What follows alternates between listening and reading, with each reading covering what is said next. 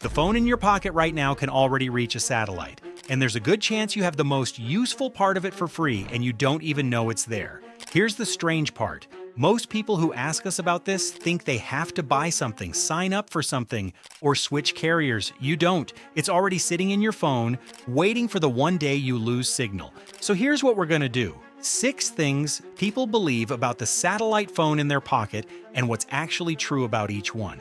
By the end, you'll know if your exact phone has it, what it really costs, and the one thing it still cannot do. Let's start with the fact that surprises people the most because it's the one that matters if you ever actually need it. Emergency texting by satellite is free. Not a T-Mobile product, not a paid plan. Free for anyone, on any carrier, as long as your phone supports it. If you're on Verizon, you can get it. If you're on AT&T, you can get it. The one catch is that if you're not on T-Mobile, your phone needs to be unlocked and support an eSIM to sign up. Do that once, and then it just waits in the background. Think about what that actually means. You're on a back road, hours from the nearest town, and your car goes off the shoulder. No bars, no signal. In the old world, that's where the story stops and you wait and hope someone drives past. Now your phone can reach a satellite more than 200 miles overhead and text 911 for you. For free, on the phone you already own. Here's the honest part, because there's always an honest part. This free tier is emergency texting only. It's 911 and a couple of crisis lines. It is not for texting your family that you'll be late for dinner.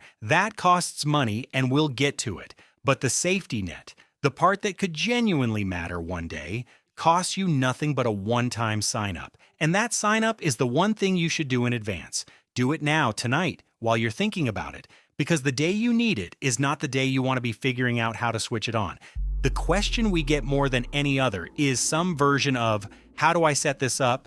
Teach me how to turn it on. And the answer is the best kind of answer. You don't. There's no setup, nothing to install, no menu to dig through. The satellite connection switches on by itself the moment your phone loses the ground network. You don't do anything. The network does it for you. On an Android phone, you'll see a little satellite icon appear. On an iPhone 13, it just says LTE, which is confusing, but that's the connection working. Either way, you didn't press a button. You walked out of coverage and your phone quietly found the sky. Now, one honest correction on myself, because I just told you to sign up and then told you there's nothing to do. Both are true. The free 911 tier does need that one-time enrollment. That's the sign up. After that, there is genuinely nothing to manage. Set it once, forget it. And it's there the day the bars drop to 0. That's the whole beauty of this, and it's why it's different from every satellite phone that came before. There's no brick-sized handset, no antenna you point at the sky, no subscription you fumble with in a panic. It's the phone you already carry, doing something it could always do the second it needs to.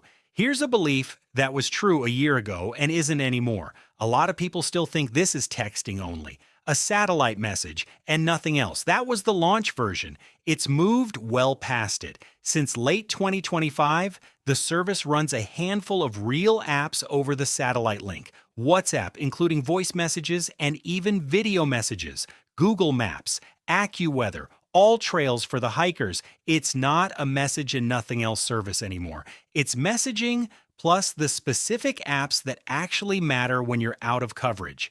Picture the difference. Old version, you're on a trail and you can fire off one text. New version, you can pull up the map to see where you actually are, check whether that weather coming over the ridge is going to hit you, and send your family a WhatsApp voice note so they hear your voice, not just read a line of text. That's a different thing. That's genuinely useful. But here's the ceiling, and I want to be completely direct about it, because this is exactly where the hype channels go quiet. This is not the internet. The data is slow. Most apps will not work. You are not going to stream anything. You are not going to scroll a feed. You are not going to load a normal web page. It's a narrow lane, and only a few apps are allowed to drive in it. So the honest way to hold this in your head is messaging, maps, weather, and emergencies. That's the list. If it's on the list, it works. Out there. If it's not, it doesn't. And that's not a flaw they're hiding. It's the physics of a phone antenna talking to something in orbit, which we'll get to. But know the ceiling before you rely on it. Someone left us a comment that said, basically, this is for people who live out in the middle of nowhere. And I understand why, because that's the Starlink dish. the one on the roof of the remote cabin. But this is a different product, and the difference matters for you specifically. Direct-to-cell isn't about where you live. It's about the moment you leave coverage. And everybody leaves coverage. The stretch of interstate where the map freezes, the state park 2 hours from the city, the road trip through the mountains, the hurricane that knocks the local towers flat and takes the whole neighborhood's signal with it. So the honest way to frame this isn't satellite versus cell towers. It's satellite versus nothing. Towers fail too. And in the exact emergency where you need your phone most, a storm, a disaster, a grid that just went down, the towers are the first thing to go. The satellite is still up there. That's the reframe. It's not for people with no coverage. It's for anyone, the second they have none. Now here's the honest limit on that, and it came from one of you, from a sharp comment we got. It needs a clear view of the sky. That's not marketing, that's physics, which means it fills flat, open dead zones best, the plains, the desert, out on the water, and it's weakest exactly where the terrain is worst, deep in a valley, under heavy tree cover, down in a canyon between two mountains.